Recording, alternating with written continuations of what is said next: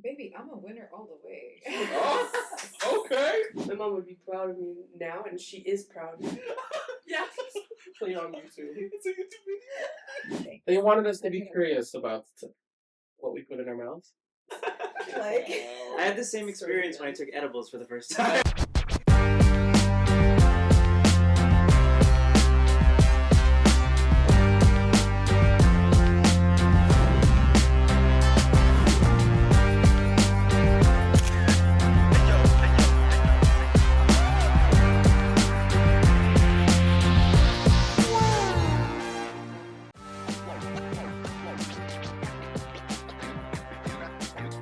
What is a compliment that you've never forgotten?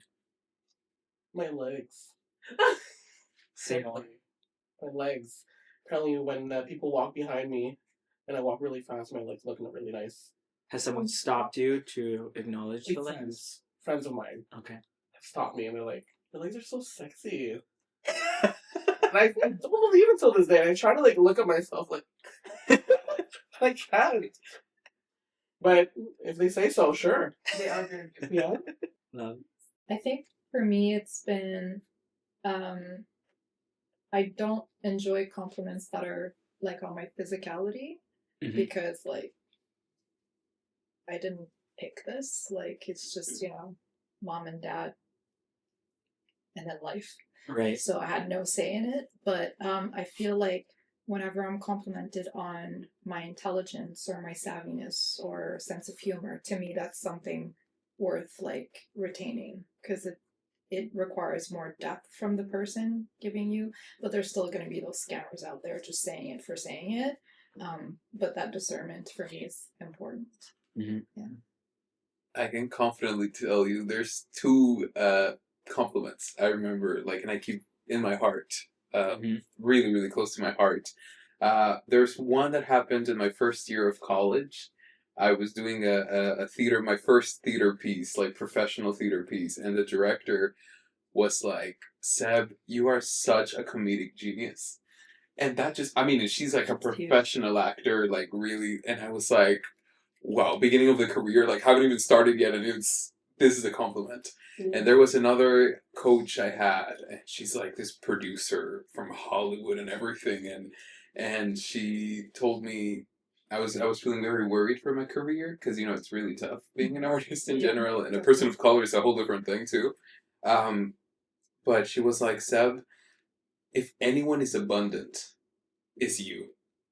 Abundant in everything." And that really stuck with me. Those two compliments really, really stuck with me. That's beautiful. And I keep them really close to my heart to keep me going, actually. So, yeah. That's really cool. To be described as abundant. That's cool. Yeah. Absolutely. I'd say my confidence. Yeah, yeah. To be honest. Yeah, a lot of people say, "Oh, you're so confident." Mm-hmm. And I'm like, yes, I've come a long way, of course, but I'm a teacher, so you gotta be confident in your role and in front of an audience, and especially students, high school students, and so so it's confidence, and you walk into a room and you're like, yes, I can do this, and I just kept repeating myself, repeating all the time, oh, I am beautiful, I am this, I am that, and eventually I'm just yeah, I am these things. What was the triggering moment where you went to affirmations to build that confidence? Was there something that happened that made you I've had enough of this?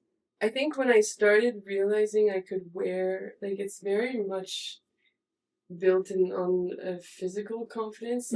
I used to wear things that are less colorful, vibrant, and when I started wearing a lot of color, a lot of people were like, wow, okay, this plus size woman just walking the streets wearing whatever she wants and who cares. And I know Montreal is more of a very open, and a lot of people wear a bunch of colors, and it's very accepted, but in where I'm from, it's more seen as, ooh, okay, she's kind of different.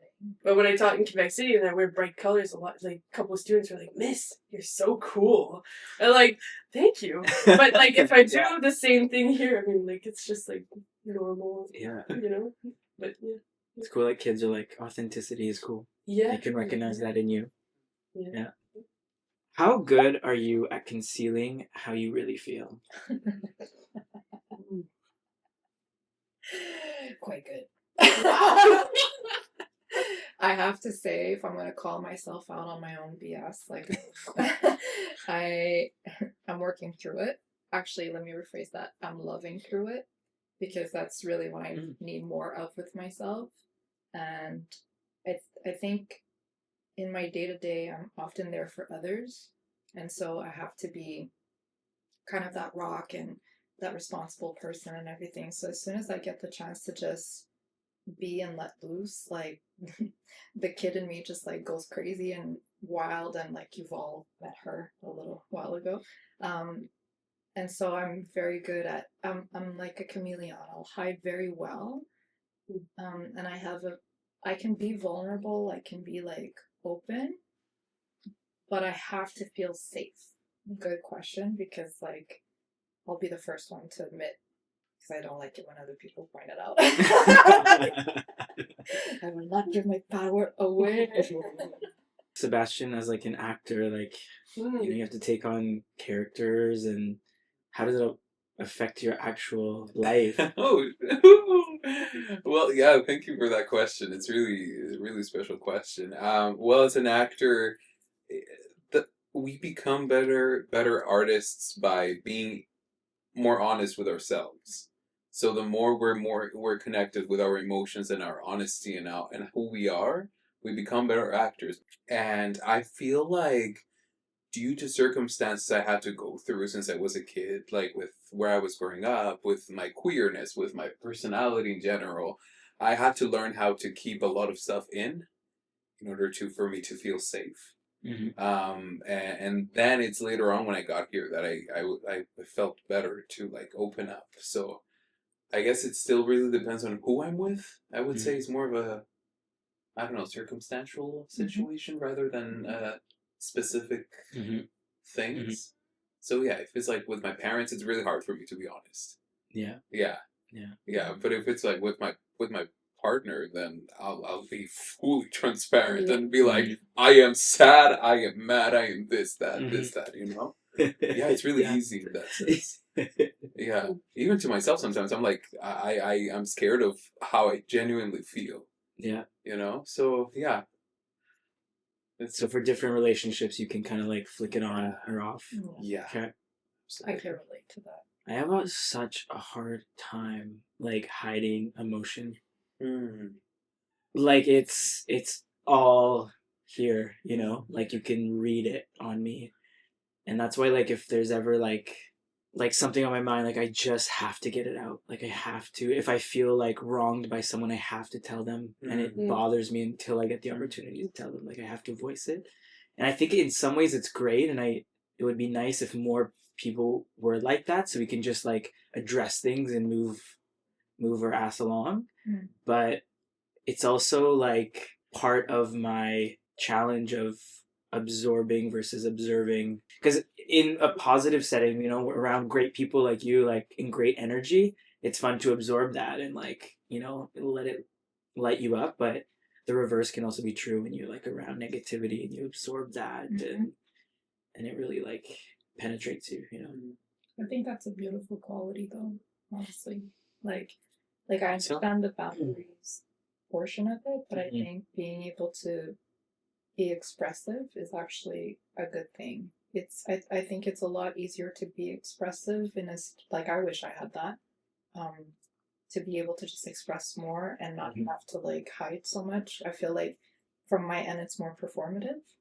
I have to be something to someone else, and I wish I could just be like what you're describing. You know what? Can I just say that I feel the contrary? Really? I feel like either extremes is always, in my opinion, like not a good spot to be in. Because exactly, all about the to me, all about the balance. Because if I were to be honest with everyone, oh my god, like there would be so many. I mean, I don't know, like so many relationships that I would like crushed absolutely, or even professionally. You know what I mean? Like, yes, I've gotten to work with some people that I'm like, I would absolutely never get to work with them again. But it's like in the moment, if I were to be honest with them, they could not take it. You know, so it's to keep that relationship going. You know what I mean? So I feel like it's all about the balance and learning when to do it. It is a big question of like living courageously and saying what's on your mind, and like hoping that at the other side of that is your most real and authentic relationships. But I also get the side of it of like, maybe we don't always need to rock the boat. You know what I mean? Yeah. Would you agree that maybe it depends on your investment in the relationship? You hear me through the mess of my thoughts and feelings, and on the other side of that is real vulnerable connection. I don't know. It's a question. I'm like, oof. Maybe it's a question of like how to say things, you know? Like I have a very hard time like lying or like not saying how I feel and stuff. Yeah. And in the education system it's kind of hard. Sometimes you gotta like act a certain way to not like offend, or I don't know, like there's a lot of kids that'll say a bunch of stuff and you're like, okay, but you don't say what's on your mind. But I think there's ways to say things, and say like depending on who you're with, you know. Yeah. What I've noticed with my students, and that I've noticed through the years, is that they value honesty. Like teachers who are honest and real, or like, go a long way. And I've built really great relationships with people because I've been very real with them and very honest with them. And like these are students that I've taught, and they're difficult students that other teachers have told me that, oh yeah, they're like, I can't teach them, you know. But I think it's the way you say certain things. Like I've lost relationships, I've lost friendships because I've said certain things that might have ticked people off, but I've learned to say it in a way that... No, I relate to that. I do want to say something about that. I love that because I agree that it's lovely to lead your life with honesty. Yeah. Like I feel like it would be the best way. Absolutely. But like you said, like depends on who though. You said it perfectly. Like it depends on who, because not everyone can take it. Like even no matter how you say it, you can say it in the kindest way, but they always, depending on who, they always see through the lines. So again, not everyone is willing to do the work. And I feel like that's why it's so important to, I was going to say not be honest with everyone, but it's not a good phrasing. I don't know. I just don't agree with that phrasing, but it basically is that. Yeah. Like I think it's just like reframing. Yeah. Like framing. Yeah. What you can share and what you should. Exactly.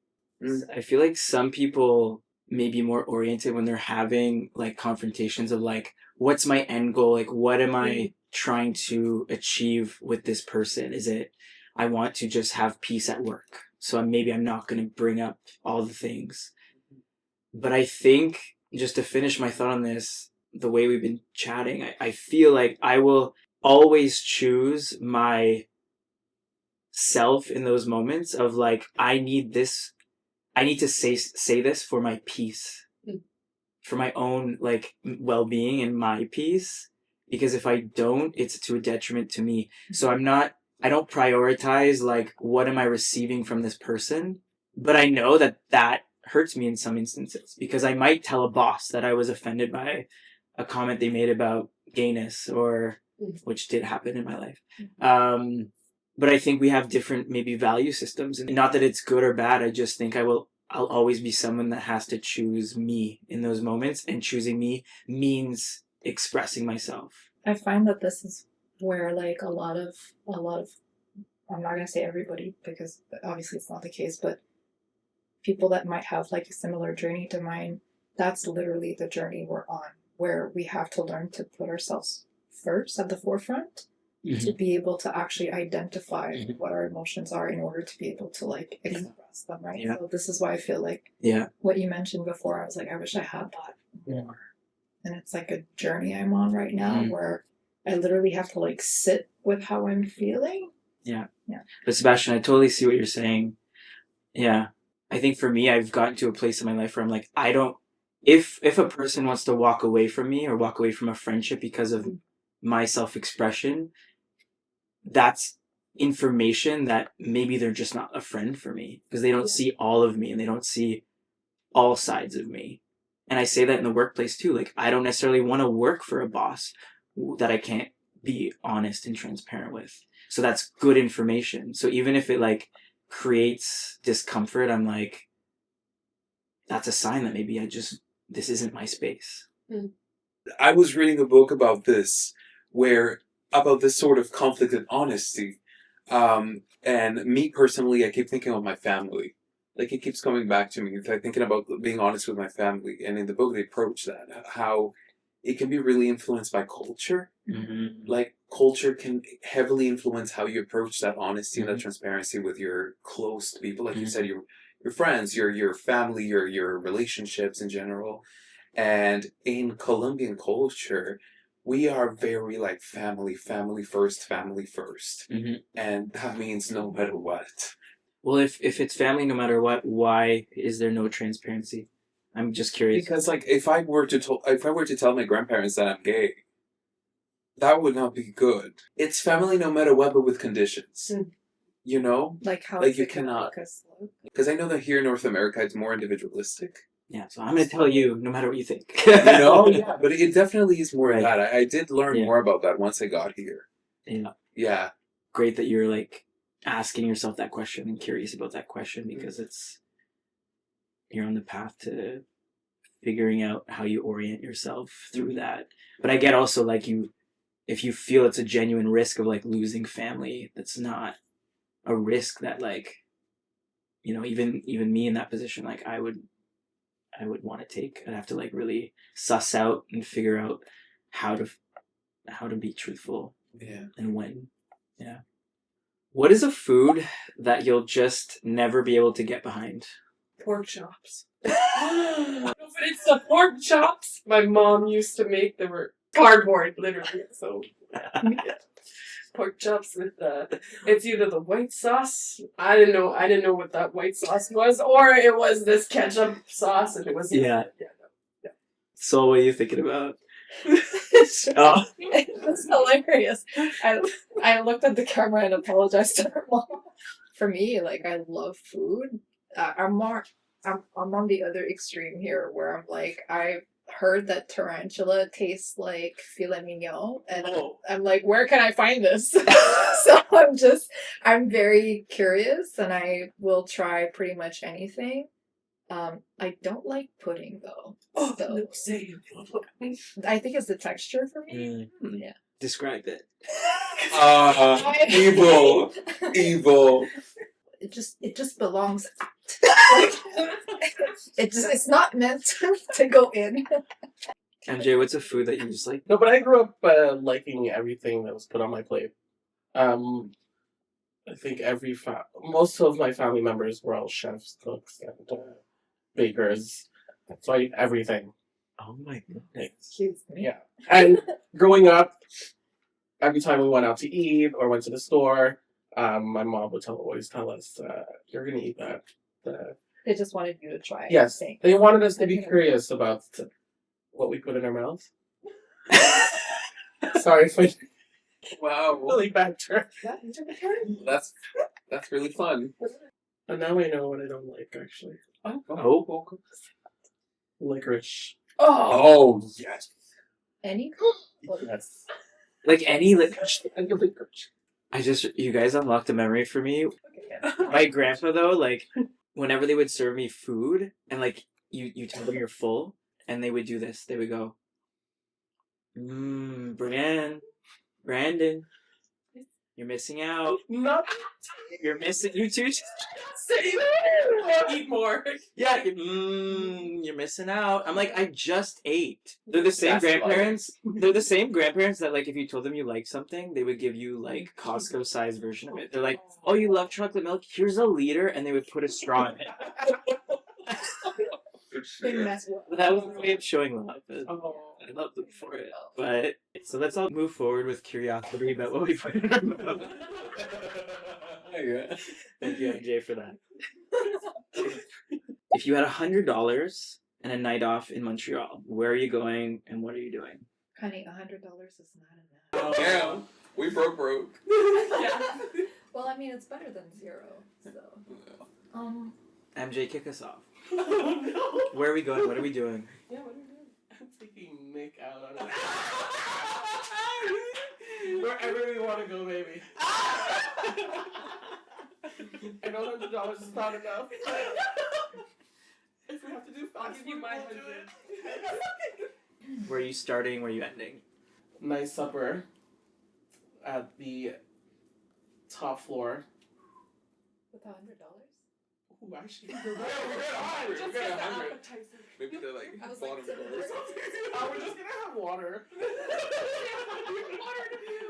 $50. There you go. A candlelit dinner Wow. with an orchestra. That's actually a show. It's $100. The orchestra He's over budget. is on YouTube.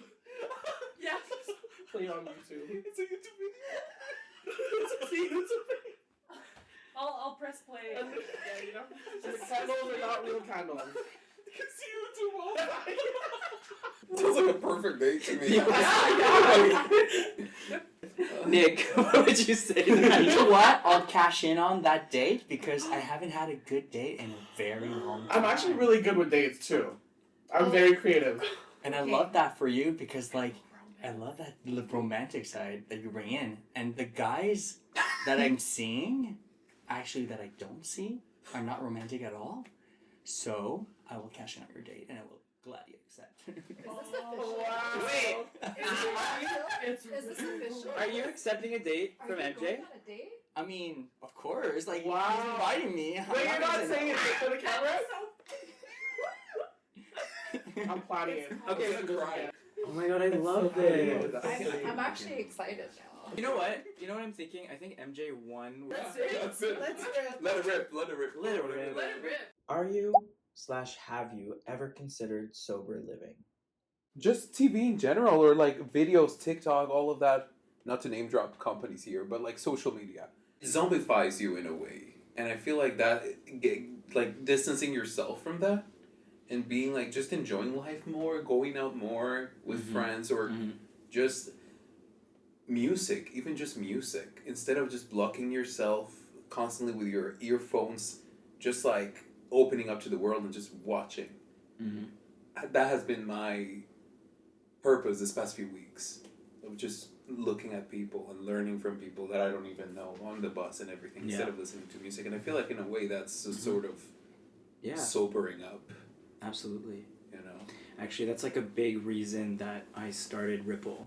I started this project because I felt that my relationship with social media was not something I was necessarily proud of, or it wasn't the most authentic way of me engaging with this medium that I know is so important for running a business.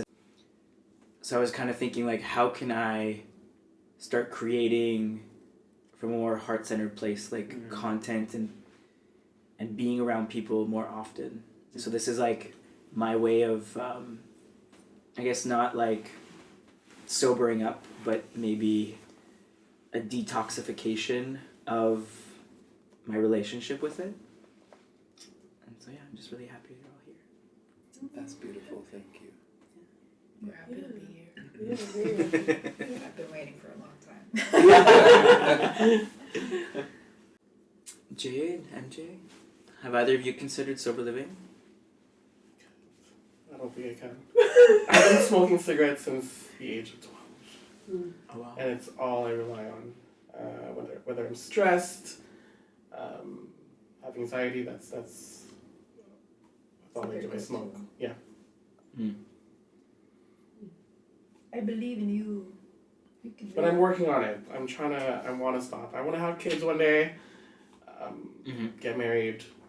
I want to stop. That's a great purpose to have, though, to push you to. I don't know how to, but I know that I will. What kind of Together for support sure. do you think you would need to get to a place where you can envision being sober? I think the only person that's going to be able to help me is myself. So, trying to find ways to get to stopping. I can't even. It's so hard for me to talk about it because so many people around me are always like, "You need to stop. You need to stop." Like I know that. Well, yeah. You smoke too much. I know that. I'm completely aware of it, but it's something that I'm slowly working on. Mm-hmm. But at least I think you voice that it's an anxiety thing, or it's a way of soothing. Mm-hmm. And I guess it's like maybe trying to find other ways of soothing, experimenting with different things. You can like find that solution when you need it. I think music helps me a lot. Yeah? Yeah. When I don't feel like smoking, I just get to writing. Yeah. And you have a show coming up, right? I do. Rasp. Give us a little ripple.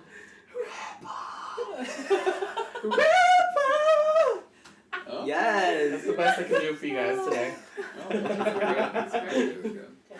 You went from horror film to Broadway. Versatility! That's what it's giving. What is a quality that you've learned to love about yourself? I think I have an answer for Yeah? that. Well, we were just talking about being honest with our emotions and stuff like that, and being just honest with people. Like, I've always had bad experiences with that when I was growing up, where I've lost friendships just because I was honest with them. And I used to, when I would meet someone new or whatever, like, I would be like, just so you know, I can be brutally honest sometimes, and it can offend someone, and I want you to tell me. That's one of the reasons, like, the Happy Tears, like, deck, I bought it because I love just saying a bunch of stuff and, like, just understanding people's emotions, and, like, I love bringing that out to, like, gatherings and stuff, and I don't know, just being honest with each other. And so yeah. That's Beautiful. I love that. I love that a lot, actually. I try to surround myself with friends. I don't have a lot. I have a lot of acquaintances, but very few friends. And the ones that I call friends have to have the capacity to call me out. Because if they don't, you're not helping anybody grow. So I need people that are going to help me grow. And so I can relate to that very much. Mm-hmm. What I like about myself, though, I don't know if it's a quality, but I think it's a skill to be able to cut people off. Like that. And like it's based on my values, and it's always evolving. So if it's not serving the direction that I'm going, then sorry, bye. I don't have time. I just I'm not getting any younger. So I think like you give less F's as you go, and I think it becomes easier. Yeah. It's a good skill to have, guys and girls. Can I push back and ask you a question on that? Yeah, 100%. You think I'm being avoidant? Are you jumping into that now? No, I feel a bit of you're an elder of the Ripplers. You're I am the grandmother. Yeah, that you're the great The- wise elder. Not really. I'm actually here to learn from all of you.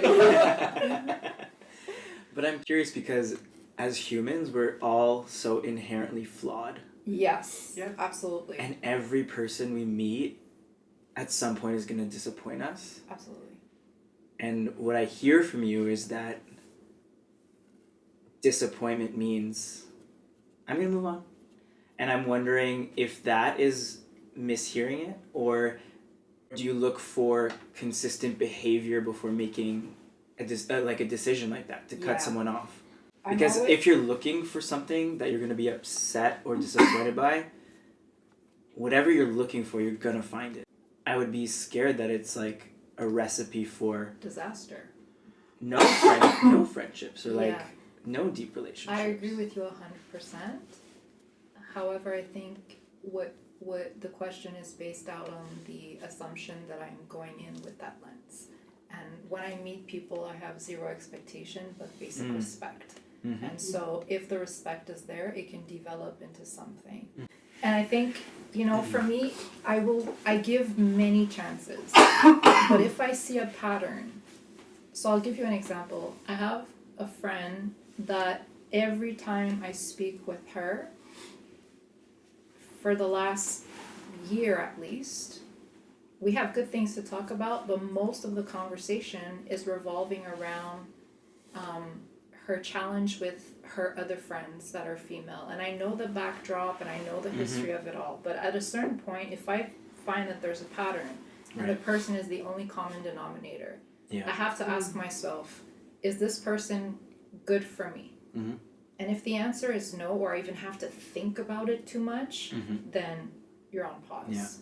And so it doesn't mean I'm cutting you off categorically, but you will be on pause, and I will need to put you off for some time until you figure it out. And it doesn't mean I don't like you, it doesn't mean I don't care, it doesn't mean I don't love you, but I'm capable of loving from a distance. People misunderstand it. I've been called every name in the book for being cold, savage, call me whatever you want, honestly, water on a duck's back, like I couldn't care less, because that's not part of the direction I'm going in. So you're either dragging me down or building me up. And if you're stagnating me, then we need to do something, because like stagnation breeds illness, and I don't have time for that either. No, that context is beautiful. Snaps. Yeah. And I love the housewife reference. You're on pause. You're on pause. You're gonna sit this season out. Yeah. It's also energy, like I think of it that way. Yeah. I don't have that. But I think what I loved that you said was around expectations, because I think like that's for me of like looking through the lens. If you're like expecting your friends to fuck up, like you're gonna look for the opportunity, and then you're gonna be like, oh, check, like there's a thing that I thought inevitably was gonna happen, and it did. And so there's another reason to get me to that decision to walk away from this relationship. But this is why I say it's energy, right? Because if you constantly think and speak on negative things, or constantly bring up like, oh, this is not working with this, or this is not, and this is all you ever talk about, honey, don't be surprised if that's what your life is. Next question. I think the person to my left is really great at blank. I think the person to my left is really great at living. I feel like the first thing that came to my head was living, because based on like what you were just talking about like the cutting off people, all about the energy. I'm a really huge on energy too, that we are frequencies, we are energies, like I absolutely agree. And being so aware of that and saving your energy instead of letting it get influenced by people like that, I feel like it really goes with living. I appreciate that. I'll accept it. I receive it. You'll accept it? I receive it. Sorry. I was like, I have a hard time with compliments, so for me it's kind of like, do I want say this? that. Do I... Did say that. That's true. I mean, I hope. So, I make it from the heart. So. Yeah, it's cool also to hear it from someone I just met too. Yeah. You know, so that's cool. I'll take it. Okay, the person on my left, Jade. First of all, I love that name. Thank you. I think you're courageous. Yeah. I like that. From what I've heard from you so far, from like what you shared with us a little bit earlier, it takes like strong ovaries to really get yourself out there. I don't say balls because they're sensitive and like can't really handle much. Ovaries makes sense. Yeah. Yes. So you've Let's you've got great ovaries, throwing it out there, and you're just like, I'm gonna H myself here, but you're living in color. Does anybody get the reference? Yeah. No. The Wayans brothers, they had a show called In Living Color. Look it up. That's where J-Lo got started. Yeah. So. Jade's like, so she thinks I'm J-Lo. Sorry, I didn't hear anything after that. I'm like the fact that you're talking about like bold colors and that's something that helped you, like that's where I made that reference of living in color. But I think you're courageous because not everybody can do that, and to be able to recognize that and like just go for it, that's courageous to me. So yeah, dust it off, girl. Dust it off. Thank you. MJ. Well, I think you're great at like creating a positive energy in a group context. Aww. Like you bring a smile, and like that's why I felt like I was gravitating to you when we were downstairs, like waiting to come up. But yeah, I feel like you bring a big positive energy to a group, and you're always smiling, which I love. And I feel like you're very I have this feeling that you are very accepting and welcoming, and yeah. Cute. So I can't wait to get to know you more. Thank you. Actually, yeah. It's funny that you say that about my smile. I'm very self-conscious about my smile. Really? Oh my gosh, that's beautiful. Well, growing up, my dad used to tell me, like, stop smiling so much. Really? Stop laughing too much. Stop giggling too much. Cause, Why? he grew up, his dad was in the army. His brothers were in the army, and, like, no, it was, you gotta be macho. You gotta find a girlfriend. And for years, I did not smile. Wow. Yeah. Well, look at you now. You found it. I did. Brandon, really great at bringing people together. Hmm. And this is proof. Oh, look at this. Oh. Sebastian. Yeah. Sebastian is really great at being malleable. Wow. Oh. I feel a curiosity in you, and you're willing to move with ideas and dance with them. That's You're so in sweet. the I flow. love that. Yeah. That's the abundance. That's the abundance, right? Yeah, I love that. That's lovely. Oh, thank you. Oh. I'm so gonna journal about this. Oh my god. Who is someone who understands you the best? I'm looking in the mirror. And if you can't say yourself. Oh. Oh, no. Damn it. I think we might all agree on our mothers. Oh, hell no. Mm, Absolutely not. I'm sorry. I would love to, but yeah. I mean, For you, it's your. For me, it's my mom, yeah. Yeah. She knows me inside out. Yeah. That's wonderful. Yeah. that's sweet. I am very lucky because I have quite. I've had the same friends for 10 years already since I got to this country. Mhm. Like, I've had the same friends. And yeah, I know like 3 people, including my boyfriend, who I would say are like the people that know me the best. Mm-hmm. Because I've been so transparent and honest with them, like we said, and Mm-hmm. and they've seen me through my lows and highs, and Mm-hmm. and they really have been there, and I feel like they Yeah. know with no judgment, no nothing. Mothers is, I don't know, at least in my case, it's like a completely different case. It's like so much love, but there's just certain opinions that come into Yeah. like into play when you're talking to your moms too. Mhm. I mean, at least in my case, I'm talking about my case. Yeah. If you don't feel like seen by your mom, do you feel that she loves you in her own way? Oh, absolutely. The love Yeah. is that love is absolutely undeniable. It's just a question of different wavelengths, Yeah. you know, and different healing journeys, and that really stops people when they're in like such completely different mindsets, Mhm. or quite different mindsets that Mhm. that it kind of stops you from getting to reach them Mm-hmm. in the way you would love to, but, Mhm. you know.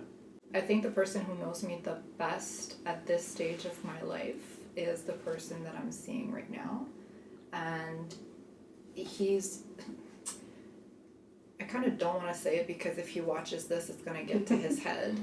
But I feel like he's the only person with whom I've been able to be the good, the bad, the ugly.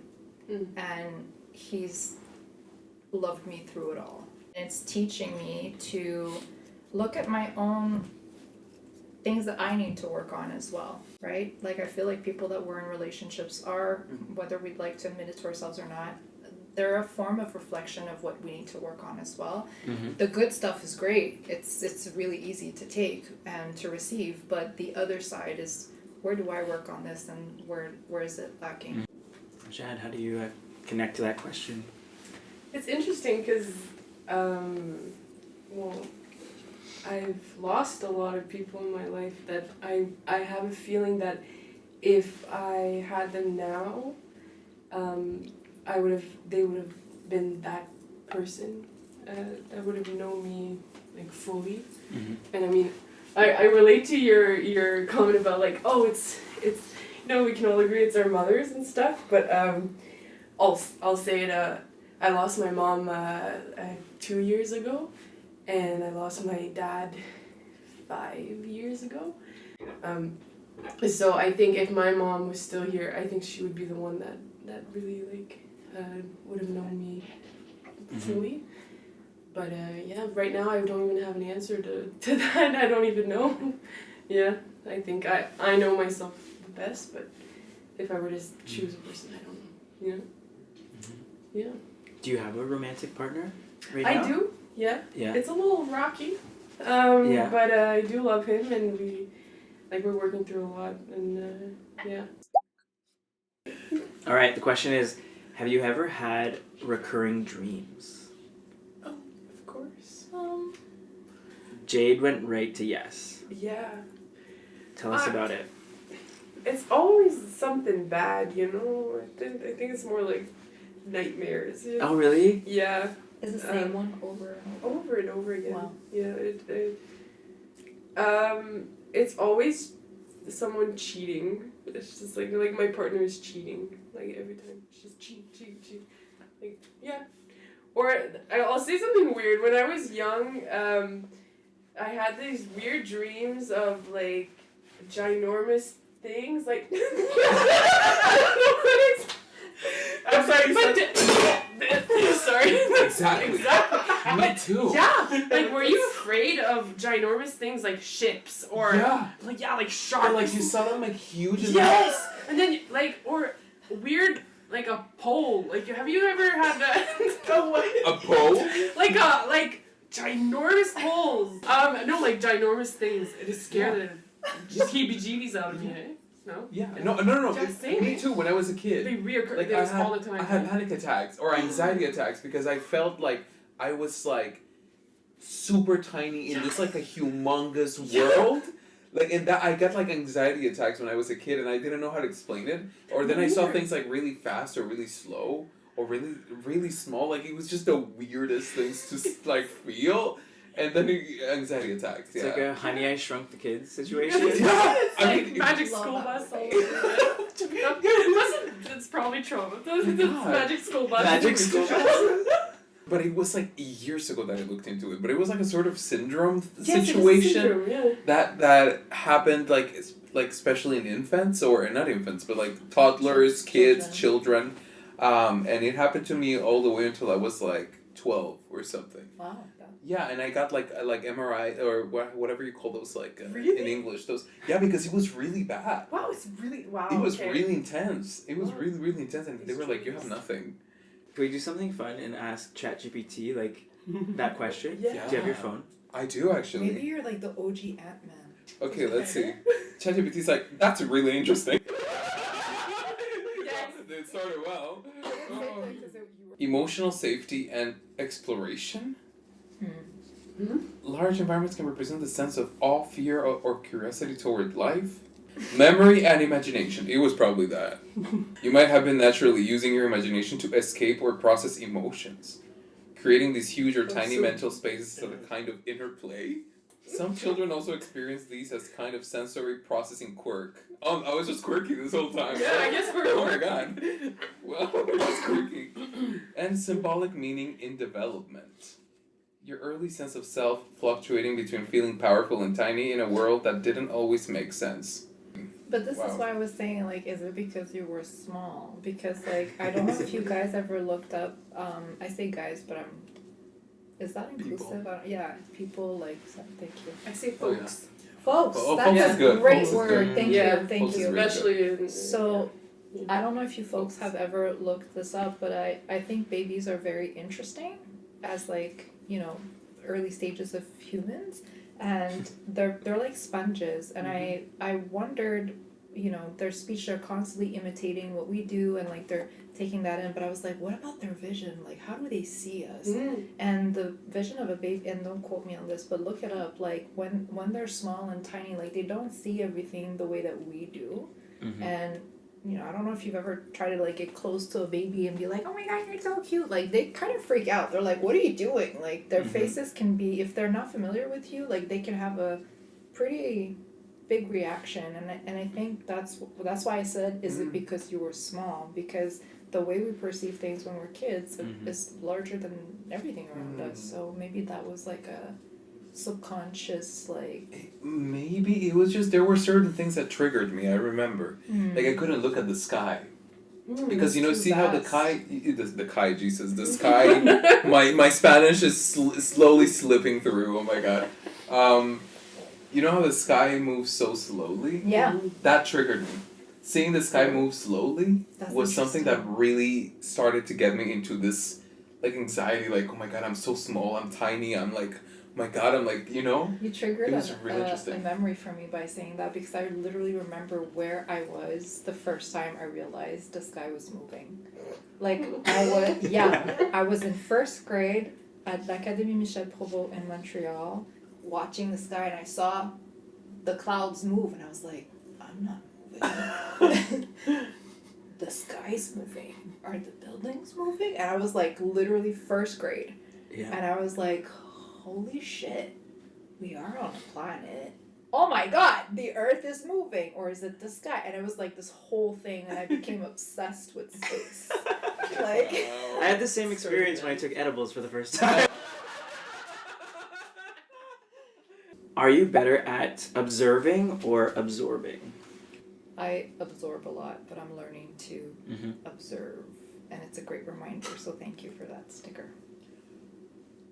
I don't know. To me, they seem really they go hand in hand. I think you can like really slip in between the two very easily.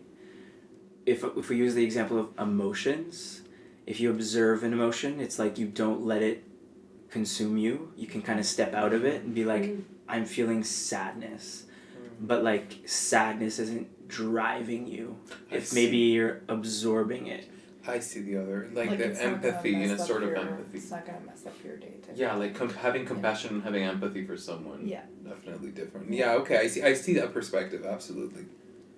Maybe think of observation like even from like a scientific method of like, you're pretty neutral. You might have like a hypothesis about like what's happening, what you're feeling, how you embody something, a behavior or a feeling you're experiencing. You're just observing it versus letting it take over. I feel like I absorb a lot. Yeah. I feel like I'm a... You talk about energy, so you probably feed off energy. Yes.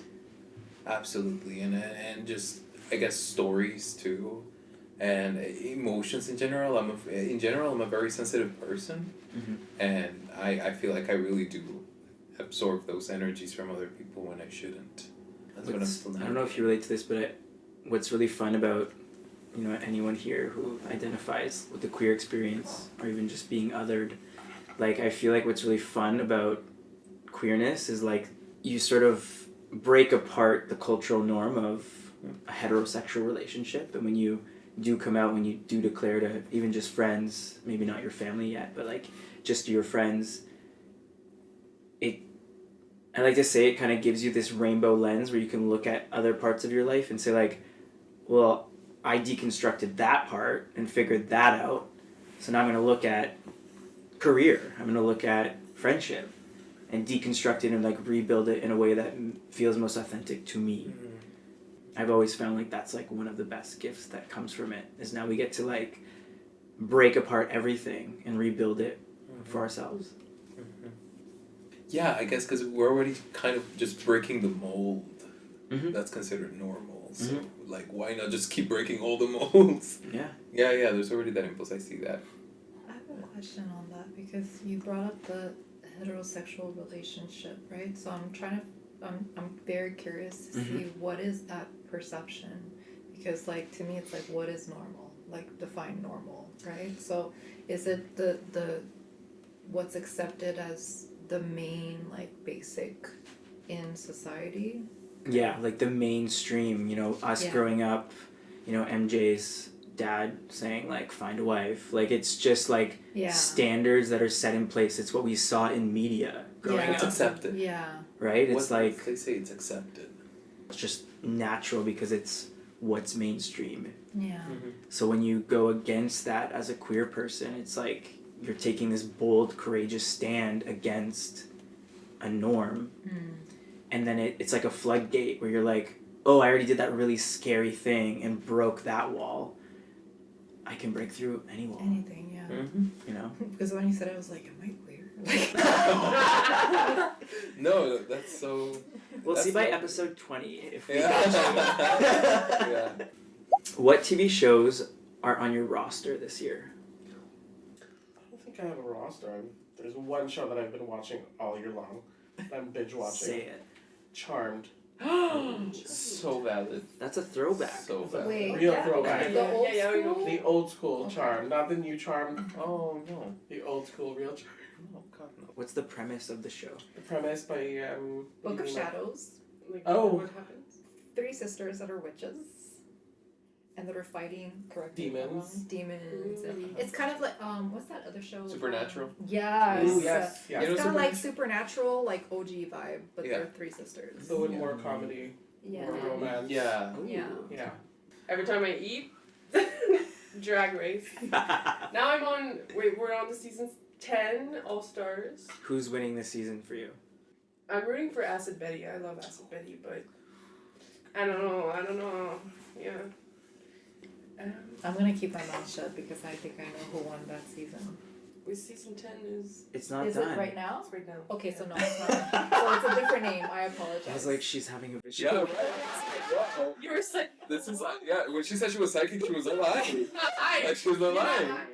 She's like, my elder wisdom is so raven. Sounds familiar. And we're just talking about Charmed, like you know. Wait, I have to. She is. Wait, she is I'm a starting to teacher. feel small. What else are we watching? Any Love Island? Oh. I can't watch that. No. No. I did one season and I was like, okay. Mm-hmm. Okay. Is it good though? Yeah, is it good? And what I love is like pretty quickly these people forget that they're on camera. So you see them like interacting with their romantic interests, and then you see how they each run off to like their groups of friends and like share what happened, Yeah. and you have all the information. You feel like a fly on a wall to like these interactions. Yeah. It's like you're studying humans. Just imagine the fly in the wall with his face like, oh, juicy. I love this. It's really hot. You wanted to show those calves again. Right? Oh, Zoom. Patreon. No, OnlyFans. There you go. I didn't want to say it. He said, Gradually. he said it. I had one actually. Yeah. Oh, We'll leave it there. you just dropping that? Rip. Oh wow. They really did. Okay, we're busting this audio with all this joy. What was your biggest flop era? Flop. Baby, I'm a winner all the way. Oh, okay, that's no, what I we want. lie. I'm being arrogant right now. Not at Oh, all. you're allowed. I'm sure there's a flop era somewhere. I just can't think of it. Let me sit on this one. No. You know what? I feel like, you know that Janelle Monáe? Oh, Okay. She has a song. I like that. Oh. That song, I like that. You know it? There's a verse in it where towards the end she's kind of like, not really rapping, but she's saying something. And she's like, something, something, something. But inside, I always knew I was the shit. She's talking about like how she had a hard time when she was a kid. Mhm. And like she was getting kind of like ridiculous. Like somebody was...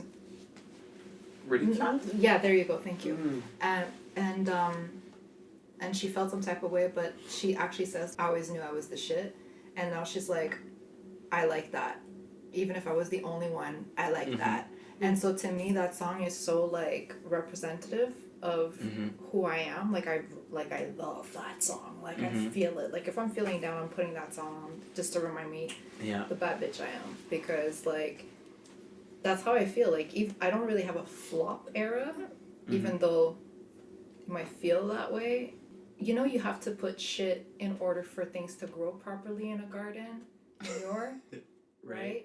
So it's just manure eras, but it's not really like, it's not like an era. manure era.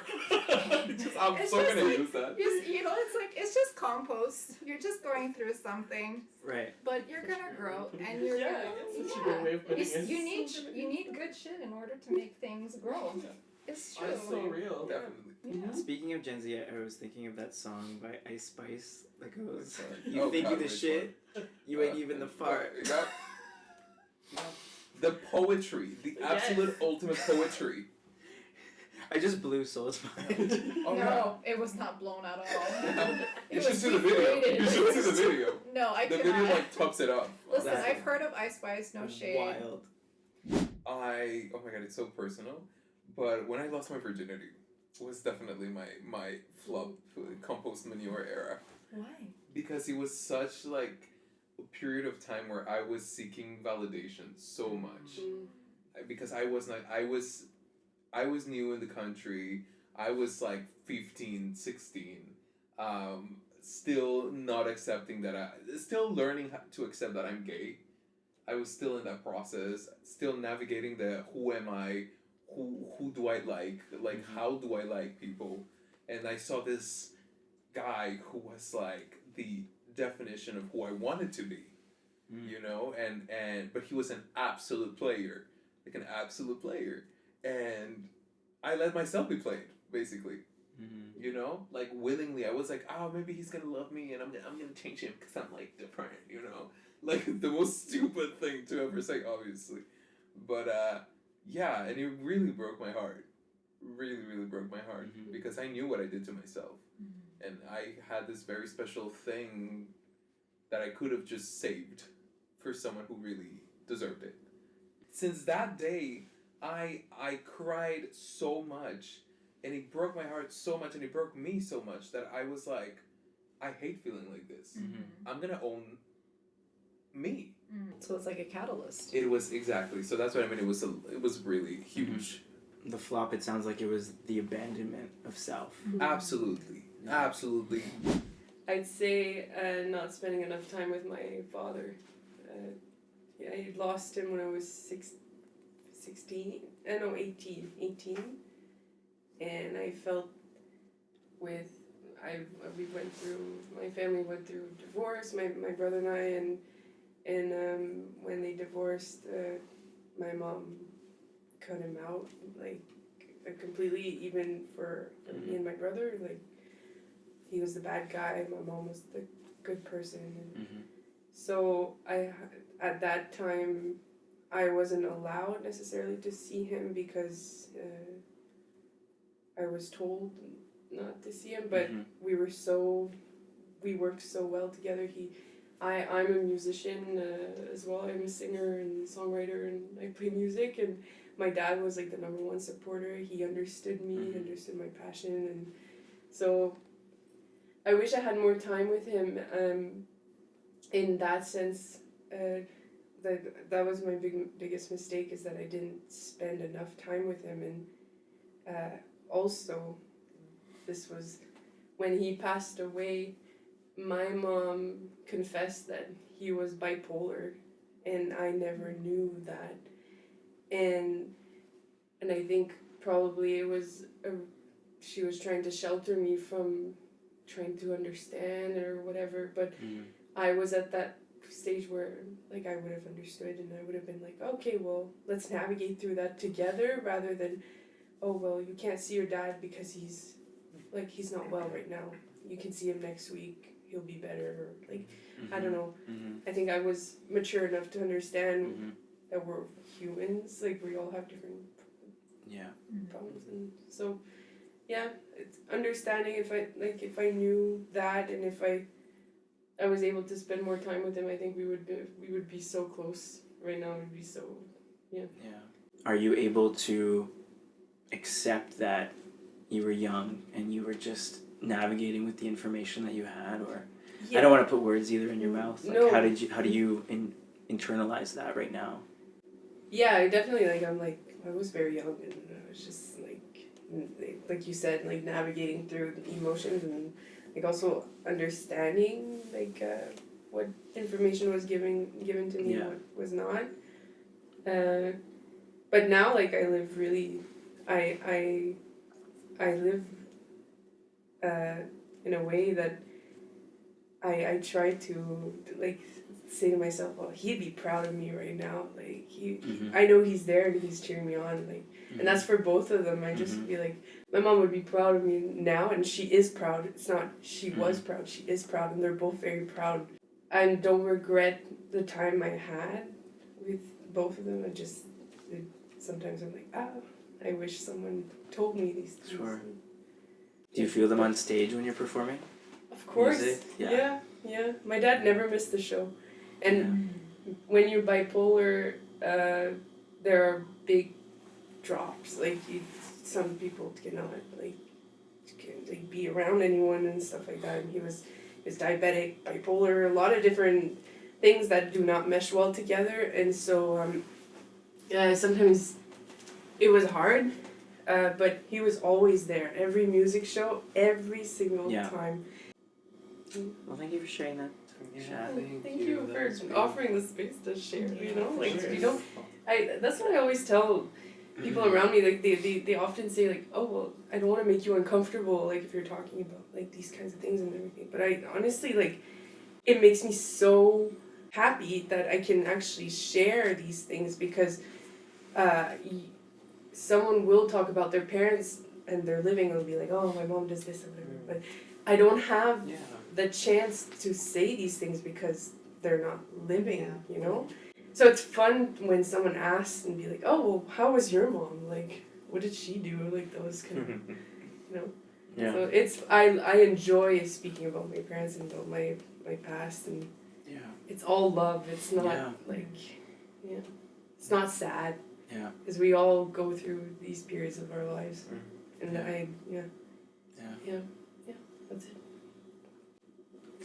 I'm sure we all feel the same, but like the fact that she's navigated grief, so eloquently and is here joyful and smiling, I just... Yeah. Thank you. You're really honoring your parents, and I think that's beautiful. Absolutely. Yeah. Thank you. It's also teaching me to appreciate what I currently have, so thank you for that gift. Thank you. Are your parents living out their dreams through you in any way? My dad was never talented musically talented. He was not musically inclined. So he always, music was his thing, and he was like, I love just seeing you on stage and really living and just performing, and he's like, I live through you every time you get on stage. Like, I want to be just like you. And he's tried every instrument, never worked. Never. And it's He's like, yes. You do everything you can and do all the music that you... It's so beautiful to hear. My mom was a principal and teacher as well. So when she was sick, she was in the hospital, and my brother, me, and my grandfather, we would see her throughout the day. It was kind of like these shifts, we could say. My grandfather was there from 8 a.m. to 2 p.m. I was there from 2 p.m. to 7, and my brother was there 7 to 10 because she never wanted to be alone, really, at all. And so a lot of conversations revolved around what we were doing, so teaching and everything, and she was always saying to me, oh, I love when you talk to me about the students. It feels like I'm teaching, I'm in your shoes, and so to share, to have that moment with her. Yeah. Oh, that's interesting how you have both parents kind of living through you. Yeah. It's beautiful. Yeah. I know you have confidence, but I still want to say this, I don't know your parents, obviously, but I agree with you that they are proud, or were, or are, however you want to spin it. And I think, like I said before, you're really honoring their memory, and they're gonna live as long as you keep doing that. So, honestly, kudos to you. You should be really proud of yourself. Thank you. Yeah. I think it's, for me, it's hard, living so far from my parents. And I think just being... I don't want to, ascribe it to my queerness, but there is something about finding yourself in a city where there's culture that reflects you, you know, and I just don't think I would ever find that in the hometown that I grew up in. But it just, like, as you get older, like, these moments are so limited, and how can you make the most of the time now, and how can you create more moments of connection, and when you think of them, instead of planning to reach out, do it in that moment. Are your parents living through you in any way? My dad was an actor before. Like, he acted on a TV show. Well, now. One TV show, and he said enough. Like, and the TV show never came out. Like, they filmed it. They filmed that whole season of the show. Like, and it was like a drama, like a telenovela, you know, soap opera thing. And they never came out, you know. Did Dad make this up? You know? Like, that's what I, like, come on, like, We need like, this they seats. just found him like that. They just like found him like that in a park, and they asked him to be in a freaking TV show. Like, come on, like, I need proof, Yeah, you know. Yeah. But anyways, yeah, I mean, I guess that's where my acting Yeah. came from. Yeah. They inspire me to follow my dream because they follow their own dream Mm. to move here, to create a new future for me, Mm-hmm. because of my sexuality, because of my passions. Mm-hmm. You know, so I guess I am following their dream and living that. I have a hard time answering that question. Why? Even just thinking about it.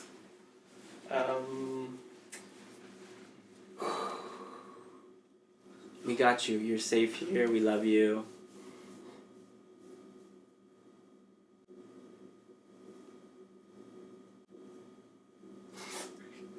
It's okay. No, it's so okay. I don't cry in front of people. It's weird.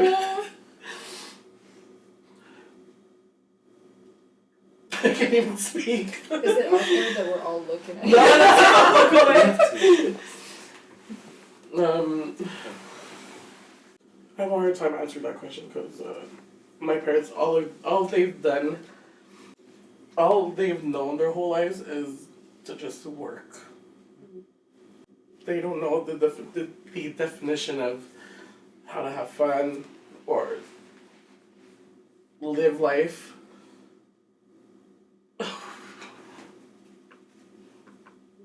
And I'm having a hard time changing that. Trying to convince them. Can I ask you a question?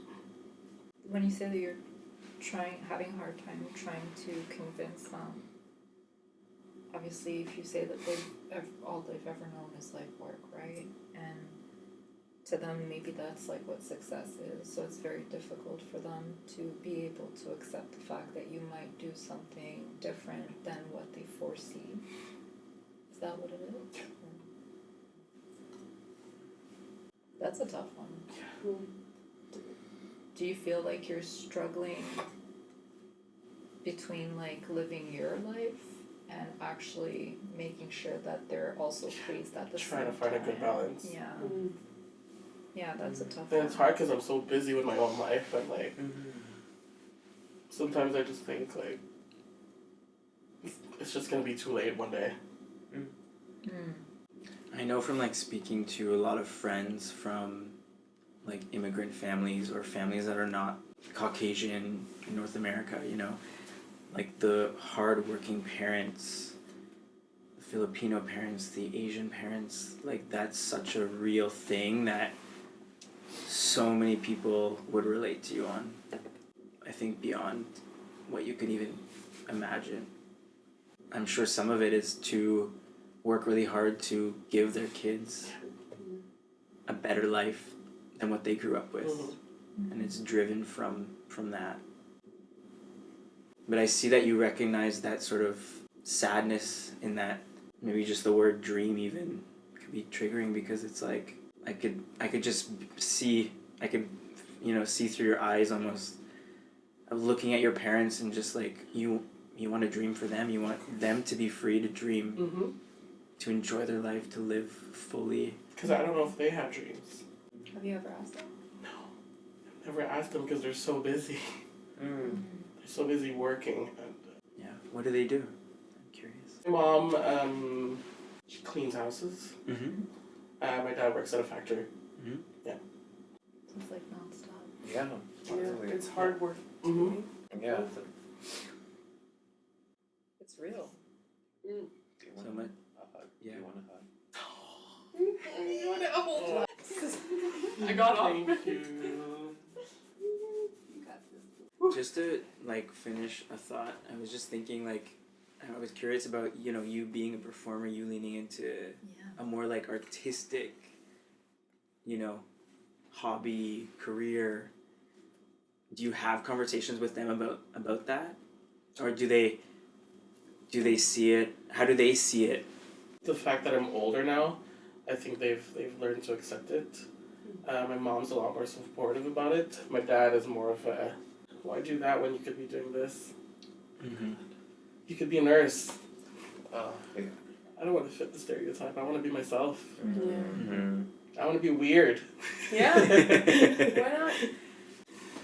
We love you and all your weirdness. Do you crave attention? Oh. I think I do subconsciously. I think I'm one of those false extroverted person where I'm very good socially, but I strive alone. Mm-hmm. And so maybe I'm overcompensating when I'm in a social context to like get more attention just to fit in a little bit. I mean, I'm gonna go back to the teaching thing, but a lot of teachers are like seeking attention. Like it's like a lot of teachers are kind of like a mother figure in somewhat, or like a parent figure. I don't see myself as that. I'm more of a facilitator or like a community. That's how I view my classes. But I do see. I mean, I think I seek attention as well, but in other ways. But yeah, it's interesting that you can see that in a professional environment, that they're seeking attention from 5-year-olds, You're just like, okay, yeah. Like, oh, he gave me a little compliment. Oh my god, okay. I'm like, okay. He loves me. I'm like, okay. They're just kids, like, okay. It is funny. I never thought about teachers as like having like this Yeah, performative, it's really, but it's true. Like it's all Yeah. like performance. It's Absolutely. Yes. yeah. Well, Look the at focus me. is on them. Yeah. Yeah. Both of Just- my parents are teachers, so it's like Yeah. I hear that all the time. Yeah. All the time. Anything from you, Sebastian? I think I do. I Yeah. absolutely do. It's also because, I mean, and I see it in my relationship too, that I'm like, give me attention. I'm right here, give me attention. But it's not obviously to that same level. I do love being on stage or the camera, obviously, and I feel really comfortable with it. And yeah, just the answer is yeah. Yeah. Hell yes, I love the attention. It's fun. I literally came from a spin class, Yeah. which I also call my drag show. I need to sign up to these. What is something about adulthood that no one prepared you for? I'm out of here. All of it. That's it for me, guys. Literally all of it. Don't believe the hype. There's a hype. I mean, my nephew's gonna be 8 years old, and every time he's like, can I do this? When I grow up, I'm gonna do it this way. And I'm like, chill. Take your time. There's no rush. And I feel like all of us as humans go through that when we're kids. We think that being an adult, like just because they're the authority figure, they're telling us what to do, that we're like, we want to break free from that. The only thing I enjoy about adulthood truly is that I can literally spend a day in bed watching The Real Housewives all day if I want to. Yeah. Ain't nobody paying my bills but me, so Exactly. like, what are you gonna Freedom. say? Yeah. But the flip side of that is that I also have to be the one kicking myself in the behind to get shit done. So I do not like the bills. I do not like the responsibilities that come with being an adult. Like, I'm left to my own demise every single day. I feel like I should be supervised. A little bit. Just a little. Just a little. But a winning moment was to be able to, like, I had made a really great meal, and it was so good I wanted more, but like I finished it all, and the only thing I had left was to lick my plate. And I was like, I can do it. Yeah, I can do it. Nobody's gonna say anything. It's my home. Did Like, right. and I licked that plate dry. It was great. It was a great feeling. For me, what comes up is finances. Like, Yeah. Mm-hmm. it's like a boring answer, but No. it's my greatest source of anxiety. Mm-hmm. I feel out of control around it. It's really uncomfortable. And to the point where, like, for a long time, I would look at others who had a sense of, like, a safety net, and I would be like, I don't like you because you have a safety net. And I've obviously been to therapy and done some work to, like, demystify some of those trigger reaction and trigger responses, but it's still something, like, that's so deeply ingrained in me. It's like, I don't have the tools yet. Right. And I wish, I mean, I'm sure you all heard that before, but, like, we all kind of wish that that was part of early education, you know? Mm-hmm. Like, real world, Absolutely. like, finance 101, like, Absolutely. My retirement is less than 20 years away, I think, if I'm not that great at math. But and I'm scared shitless. Can I just piggyback on that and Yeah. also say that, like, even, like, I never had stable financial examples. So finance is definitely the thing that's, like, kicking me, like, beating me up right now as someone who's just starting my professional life. mm-hmm. Like, I'm still living with my mom, you know, I cannot go live alone right now. Mm-hmm. I wish I could, but financially I cannot. Something that I have is that I cannot do jobs I don't want to do. Like, you know, like if I could be a waiter. It's just I really don't want to, and I cannot bring myself to do it, or jobs like that I can't. Mm-hmm. If it's not acting, if it's not the arts, if it's not creating, producing something, it's a like I will do it. I love with all the heart and love. Yeah. How to balance that and how to navigate those finances if I've never had those examples or never became financially smart. Yeah. And all like what we were just talking about. It was too relatable. Someone said that, you know, accepting the creative's life is to accept instability.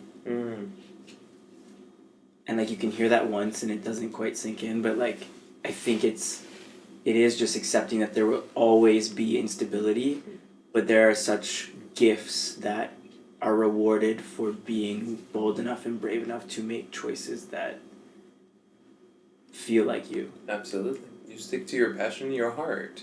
Yeah. And it just feeds you in a whole different way. Yeah. And I guess it's also the relationship we have with money. Mm-hmm. Like that relationship we grow up seeing and just feeling with money. Yeah.